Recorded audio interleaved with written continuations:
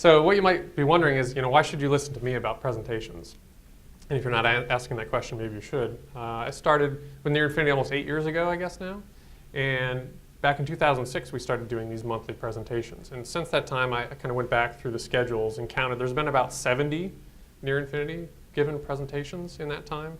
I've also gone to about roughly 20 conferences or training classes. And I'd say if you average out and say maybe I went to 10 presentations for each conference, and probably that might be a little bit on the low side, but it's probably on the high side for a training class. So maybe that's another 200. I've given about 8 of these Near Infinity presentations and a couple at user groups and local conferences, and countless ones at the customer site, which are usually the ones that I can draw on the most things to avoid from. So I would say in all that's maybe 400 or 500 presentations. I think I'm in the range. So I feel like I've had enough to have an idea of some things that work well and some that don't. And it's not just sort of my own personal experience. I've also done some reading. So has anybody read either of these books, Presentation Zen or Slideology? Okay, that's actually quite a few people. The first one, Presentation Zen, was a Gar Reynolds book that came out. I don't know, maybe that was about 3 years ago. Does that sound right, people? It's a really good book that talked about not only how to design a presentation, or, how to design slides, but also just delivery, different things. And then whereas Slideology is a book that's more sort of targeted at the nuts and bolts of designing a slides and how you go about really trying to convey a message through imagery, graphics, text, and things like that. So those are also some pretty good resources. So given that, I'm going to jump right in. And so my first one is to bring the right adapter. So how many people remember 1 year ago I gave a presentation on Git? It was actually called Git Internals, and I sort of renamed it, called Git Guts. Thought maybe that would be a more enticing title for the Ruby Nation, which was a conference that Gray runs this past summer. And during that conference, it's a 3-day conference, and I was on the last day, not quite the last presentation. So I got to see a lot of presentations, and so it was my turn to present.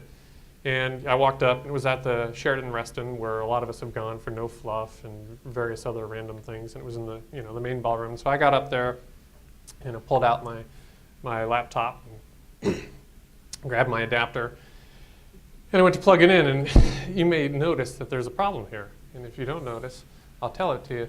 That's an adapter that goes DVI to VGA, and there's no such thing on my laptop.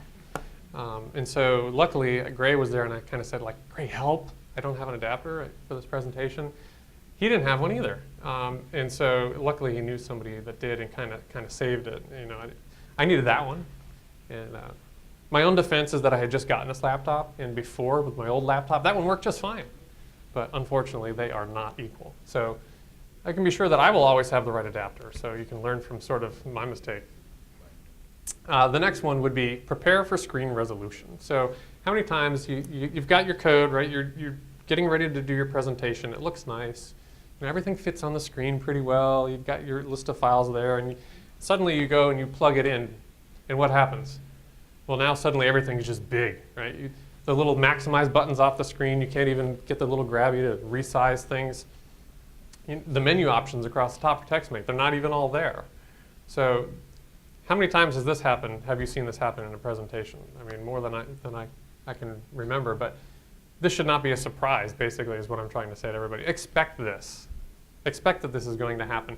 Especially here is actually not as bad as you will get in most places, because these projectors that we have are fairly high resolution, and they're widescreen, so you get a little bit of a break. But if you're going to a user group or a conference, you probably have no idea what the capabilities of that projector are, so you shouldn't assume that you're going to get anything better than 1024 by 768. I think I just kicked my power adapter right out. Yeah, don't kick your power adapters out, right? So yeah, don't expect more than 1024 by 768, and probably you're going to have to fit in a 4:3 and not a widescreen. But if you can, sort of call ahead and figure out what the capabilities of the projector are, do that and use the whole screen if possible. So don't let this surprise you. If you're going to give a presentation here, what I would recommend is before the day you actually present, just come in here. You can get in here anytime you want, and just come in here and plug it in and see what it looks like. Luckily, if you have a Mac, it'll remember your last settings. So if you find settings that work well, the next time you come and plug it in, it'll go back to those.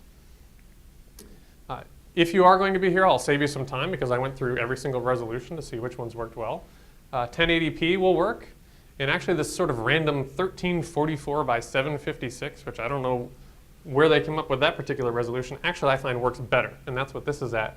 The 1080p will work well, but you'll get a little clipping on the top and the bottom of your screen. And if you plug it in for the first time, your Mac is going to want to choose 1080i, but that will pretty much produce some sickening flashing of the screen. So don't do 1080i because the screen will continuously flash and it'll drive you crazy. So be prepared for that. The next one is mirror your displays, especially if you're coding. I've done this before too, where I'm coding here and I'm kind of going like this, or you're looking backwards. And what ultimately ends up happening when you're doing that? What's that? Mistakes, right? Constant mistake, having a backspace. And while everybody's watching you sort of struggle, when I'm in the, if I'm ever out there and I see people sort of doing that and struggling, I feel bad for them. And I shouldn't be feeling bad. I should be enjoying the presentation. So mirror your displays if you're going to do code. Also, if you're on the Mac, you can just display preferences, checkbox, mirror displays, and that's it. The next thing I would try to make sure you do is turn off your screensavers and any sleeping. I've seen this a lot, especially in demos, where people get sidetracked into conversation talking about a certain feature, and before you know it, you've got the screensaver that comes on, which is not so bad, but how many people are trying to figure out what that word is right now and maybe reading the definition and probably not listening to me? Or maybe even worse, your screen just sort of goes black. And this is kind of even worse because generally when the screen goes black, the projector can't find the signal anymore and you get like a no signal error, and by the time you sort of come back over and jiggle your mouse or hit a key, you have to wait for it to reacquire the signal, and then what's going to happen? And you got to enter your password. So this can get tiring if you see it enough times, and it kind of gets distracting to watch a presentation. It's continuously, the screen's flashing off, people's entering their password. So just turn all that stuff off. On the Mac, you can go into your energy savers, push all those buttons, all those dials all the way to the right. It's not showing the screensaver there. You'll have to figure that one out on your own. Next thing is clear your desktop. So assume this is your desktop. This is kind of an interesting image. But my guess is that while I'm talking here, everybody else is trying to read what's on that image and figure out what those words are. And again, you're just sort of distracting people that instead of listening to you, they're trying to look at that because it looks kind of cool. It looks interesting. Like, I thought this one looked pretty interesting too. But there's a good chance you're going to be trying to figure out what the different countries are on there instead of listening again to what I'm trying to say. But this comes in all kinds of forms, whether it's not just things that you can read on a screen. Maybe you're a total World of Warcraft fanatic, which is fine. I don't happen to play, but lots of people love the game. But again, unless you're talking about World of Warcraft, maybe you want to leave this one off. People might think, oh, well, maybe there's people in the crowd that love World of Warcraft, and now all they can think about is the 3 hours they spent playing World of Warcraft last night, and they're not totally tuned out of your presentation now. Or you might go to the opposite end, and people go, this guy's crazy, World of Warcraft. So, I would just kind of leave these off. And if you really want to just totally distract everyone, do all those things together. Do them all. Have a screen background that they have to read. Put lots of files everywhere, and just for extra, don't even line them up. Have them kind of scattered around so that it's even more distracting. Put your dock there and make sure there are lots of applications on there. When I look at this, I think, oh my gosh, how do they find anything? Is this person even credible? And what are those applications over there? Do I need those on my Mac? They look kind of cool. There's a little ray gun, a pineapple, and a drink. Maybe I should go check those out. Does anybody else ever think that anybody else ever look at the applications in the dock? I do it all the time, wondering, I wonder what that one is. But again, I'm not paying attention to the presentation. I'm wondering what those apps are. You're jotting down. So I would go with something like this for your desktop if you're giving coding. Is it boring? Yes. Is it distracting? No. Get rid of the dock. Have no background. Be very minimal. Next item is auto update before your talk. I've seen this quite often, or right in the middle of your presentation, and suddenly, you're checking for new software and you have an auto update. Again, it gets distracting. I've seen this more on Windows than I see it on the Mac, and it's especially insidious when if you have someone presenting that doesn't necessarily have administrative controls, and the little thing pops up and it says, oh, your computer will shut down in 60 seconds or 2 minutes or something, and you can't stop it. That's just not good. So if you're on the Mac, you can actually stop this, which I didn't realize until I was researching it. Under software update, you can actually uncheck the check for updates, the automatic check for updates, and that'll stop it. Turn that back on, though. Yeah. But don't forget to turn it back on later, yeah. So all these things you have to remember to actually go and turn them back on. The next thing is turn off your distractors.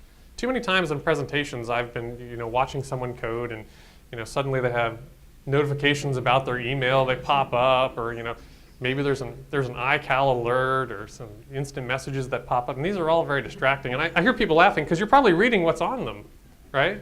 So again, this is just another distraction that you don't really need. There's no reason to have these programs running. In fact, if you don't need an internet connection for your presentation, I'd recommend just turning the network off entirely. But ultimately, just get rid of these things. Don't run mail. These are the one things that I see happen every single time at the customer site. Do you guys see this little Lotus Notes thing? You have mail, or someone will be presenting, and you'll get a same time from Rod. It'll be like, hey, what's going on? And you're just praying that nobody sends anything embarrassing. So just make sure you turn all those things off. iCal, I actually put this in for iCal because this one's not an easy one to turn off, because just because iCal isn't running doesn't mean you're not going to get alerts, because it always runs in the background. But there's actually an advanced preferences where you can check that turn off all alarms. So even if there are some, you won't get them. All right, so the next one is kind of a personal pet peeve, and that is avoid oh my in your titles.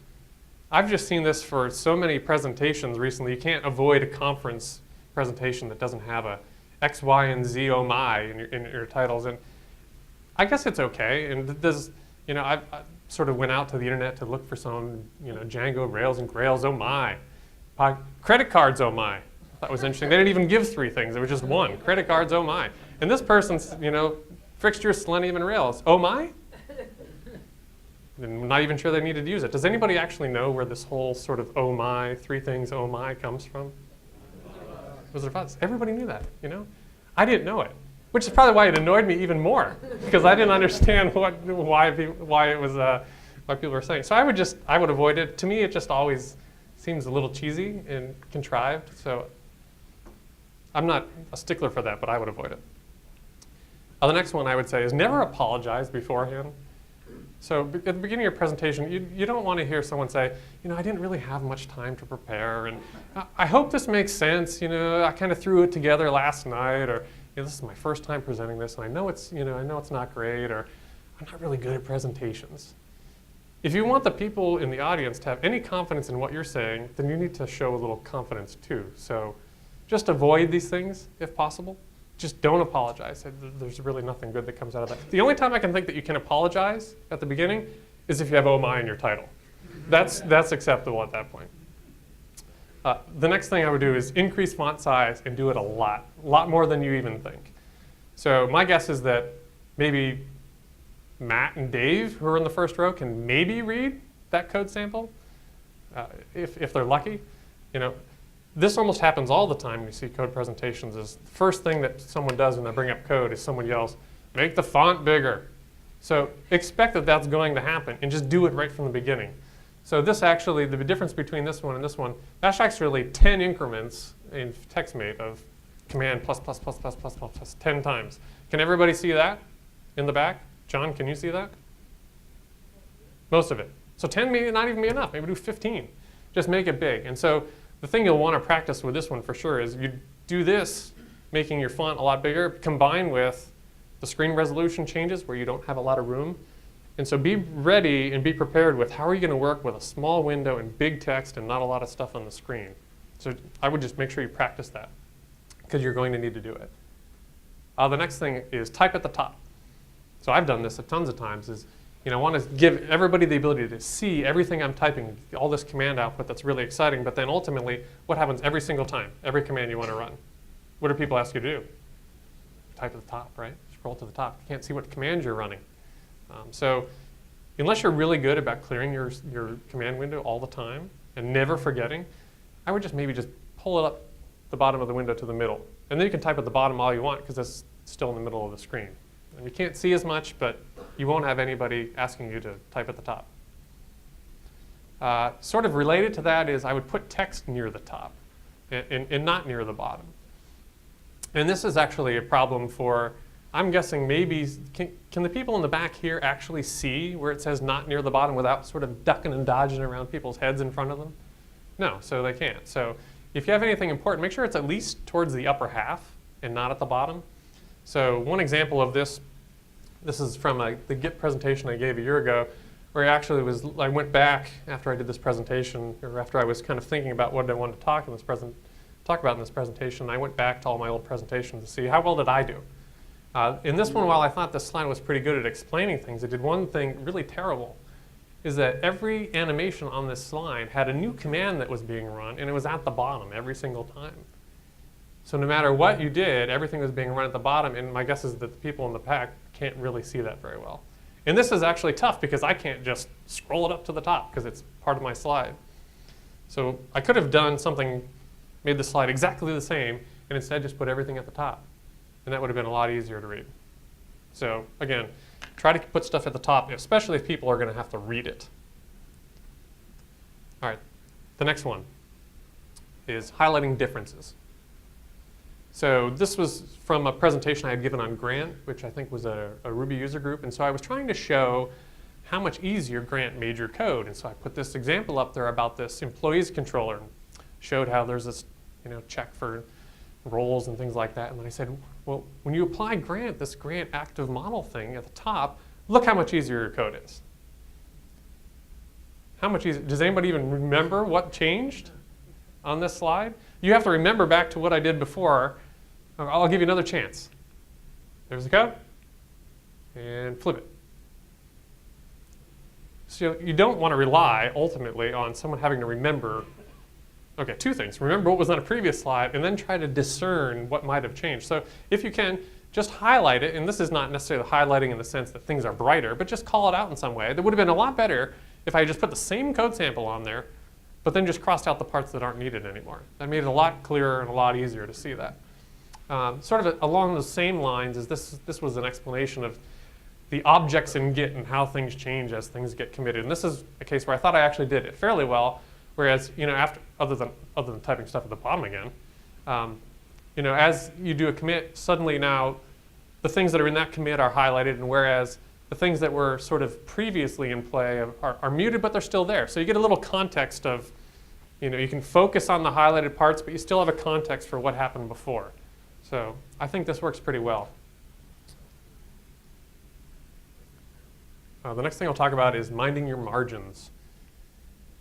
So this is a really old presentation, and it's a little contrived because it actually wasn't this wide before. But this is pretty difficult. Sometimes you have large code samples and you're really stretching everything out, trying to use all that space that you can. But there's a lot of times when you go to give a presentation, you're not seeing it here so much, but there'll be a lot of times where you can't find quite the resolution, or something clips off the sides. Or maybe you can find a good resolution, but for some reason the projector hasn't been set up well, and maybe some of it is actually being displayed on the black part, so you can't actually see it. And has anybody ever seen this before? Yeah, it's pretty common. Everybody's nodding. So just make sure you don't put anything over there. And I think the easiest way I found to do that is Keynote has this, and if any PowerPoint people here can tell me, but you can use guidelines. So you can put the rulers on, and you just sort of drag out of that ruler, and you can put guidelines on your slide. And they don't show up on the slides, but at least you'll know that nothing should go beyond those margins that you care about. And so that's a pretty easy way for me to remember to not put anything outside those margins. My next one is avoiding bulleted lists, because I just hate bulleted lists. As a presenter, you'll probably tend to recite your bullets, and there's a good chance that the people in the audience are reading my slide right now while I'm trying to talk about it. So you're not paying attention to what the person's actually saying, you're reading ahead. And so there's only 3 on here, but there's oftentimes you have lots of text on a slide. So if you have a lot of text, save that for a blog post or a wiki page or a handout or something like that, and just avoid the bulleted lists. Now, this is not saying, I'm not trying to say that bulleted lists are just always bad. I'm just saying try to figure out a way to not use them. Unfortunately, Keynote, PowerPoint, they really want you to use bulleted lists, right? Because almost, at least in Keynote, I went through more than half of the templates that you can use when you say Control-N or whatever, or Control-Shift-N. Half of those templates already have bullets on them, just waiting for you to fill them with wonderful text. So the best way, I think, to just kind of get yourself to avoid that is always start with this template. This is the best template. It's the nothing template. There's nothing on it. Blank slate. And just add the elements that you need from there. The next one I would say is try to prefer charts to tables. And I'll explain that in a little bit.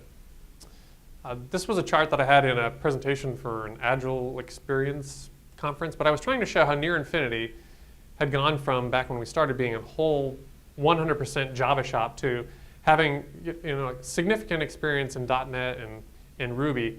And I thought this was a pretty easy way to show it. It's fairly easy to see that, okay, well, now there's 35% of the company that knows these other things. Whereas if I had done that in a table, it wouldn't be quite as obvious, and boring. So these are the same numbers that were on the other slide, but they don't really convey the message.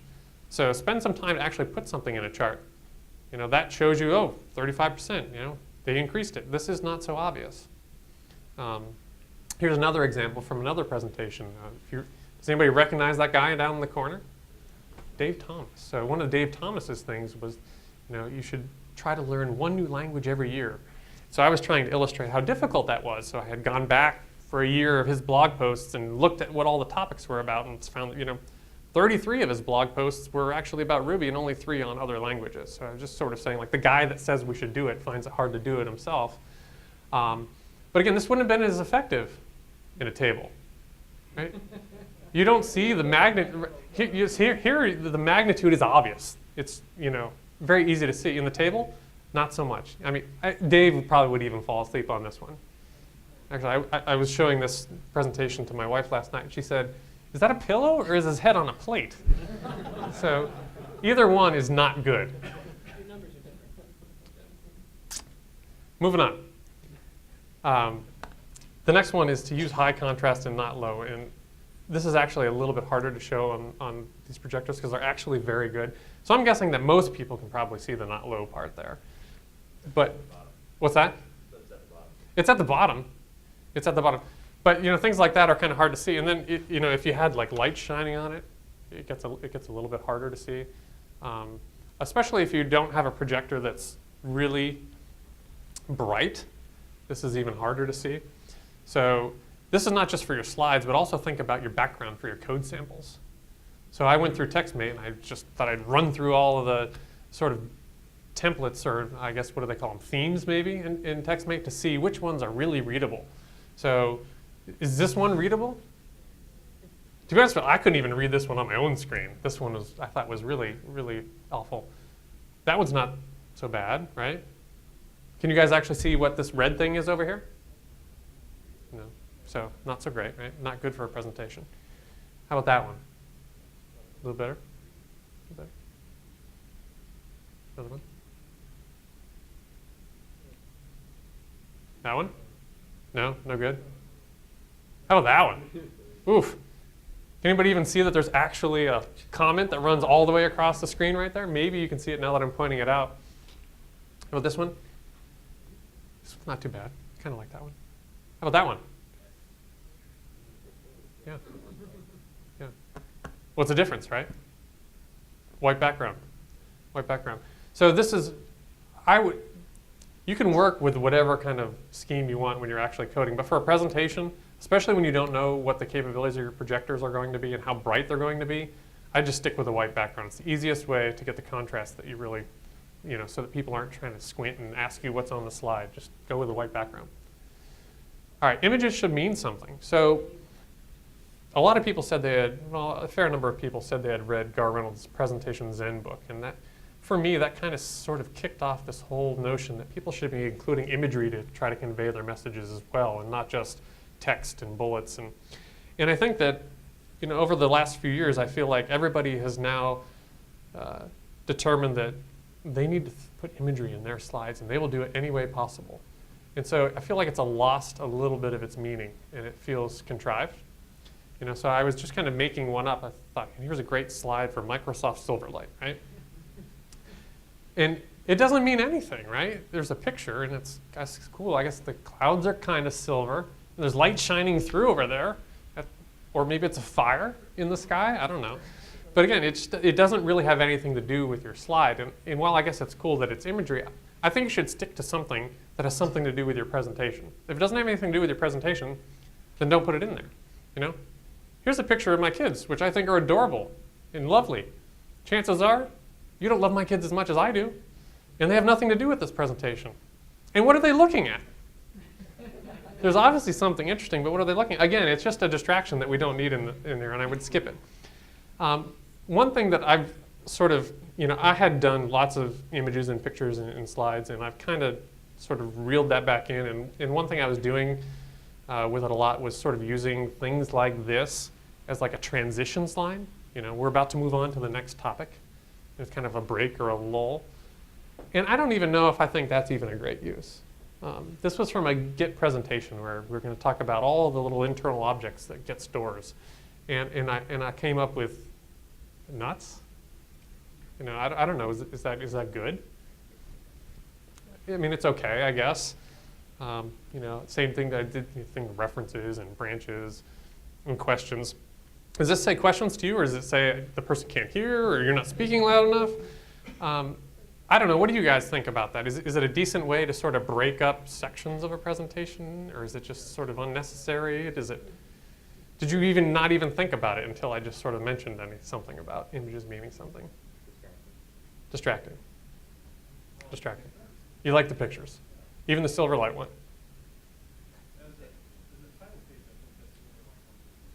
Okay. Okay. So. Did Git objects have something to do with nuts? No, they don't. Yeah. But I couldn't find a good. I kind of searched for like a long time, and at some point I said, all right, well, that I'm spending too much time looking for an objects picture. This one's good enough, and I went with it. Maybe I should have said, I can't find one. Maybe I shouldn't put one in. That probably would have been even better idea. Here's one I had in another presentation where I was trying to talk about how Near Infinity has this great training program, right? People are allowed to take training in things that aren't what they're doing day to day. You have a freedom to pursue your own interests, and I had this great slide. And I guess it's better than just putting freedom to pursue your own interests on a blank slide. But again, it feels maybe a little bit contrived. I don't know. What do you guys think about that one? And just talk to it. Not bad. Here's another one I had where I was introducing myself. And I said, I've always loved computers. I was born to work with computers. This one I think is a little bit better, right? At least has the image actually has something to do with what I'm saying. I think that one's better. Do you guys agree that one's better? You thought it was a virus? No, it's not. Sorry. Here's another one I had where, I knew you'd get a reaction out of it. This was I was talking about the inspiration that Henry Ford had for the assembly line. Where did he come up with this idea, to produce cars on an assembly line? Well, it actually turns out that it was his visit to a Chicago slaughterhouse where he saw a lot of meat on hooks that would get slid, around this track and go to one spot to get washed and cleaned and go to another spot to get sliced into different cuts and things like that. And sort of that was his sort of inspiration. I'm like, well, I could probably build cars that way. So again, I think this image, while people have different reactions to it, is relevant to the conversation. Here's one where I was trying to find something to do with code, and how would I put an image with code? And I was trying to convey that once you use Grant, which is the Grant gem, you kind of have to go all in. You can't just half use Grant. And so I had this picture of someone going all in on their chips, and I thought, it kind of is related, and maybe that adds, makes it a little less boring. And I don't know. What do you guys think about something like that? See, a lot of these are sort of, there's not objective criteria for coming up with all of these. Another one, I was talking about how, getting this diversity and being able to, try different things, go to different training gives you the ability to, have a lot of different experiences, a lot of different jobs. And I thought of no one better than Homer Simpson, who's had more jobs than I could think of. It turns out 180 in the first 400 episodes. Again, this kind of felt like it supported the point and gave a little bit of a break in the action and didn't feel too contrived. Similarly with talking about diversity and Will Smith and all the different things he's done. Again, I thought these images were kind of related to my point and sort of added something to the discussion. Do you guys agree with that? See, no, you don't like Will Smith. You were DJ Jazzy Jeff fan, weren't you? You feel like he got screwed on the whole deal, didn't you? All right, so the last thing I'm going to mention is end on time. And actually, don't end on time. End early. End 10 minutes early. So that after you have people have asked questions and you've answered all those questions, you can still end on time.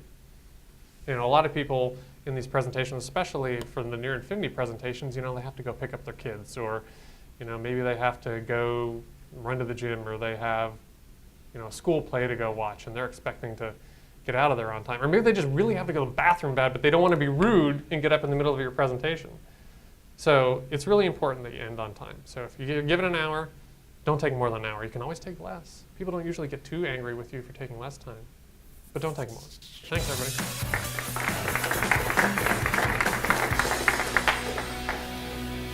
And done way early.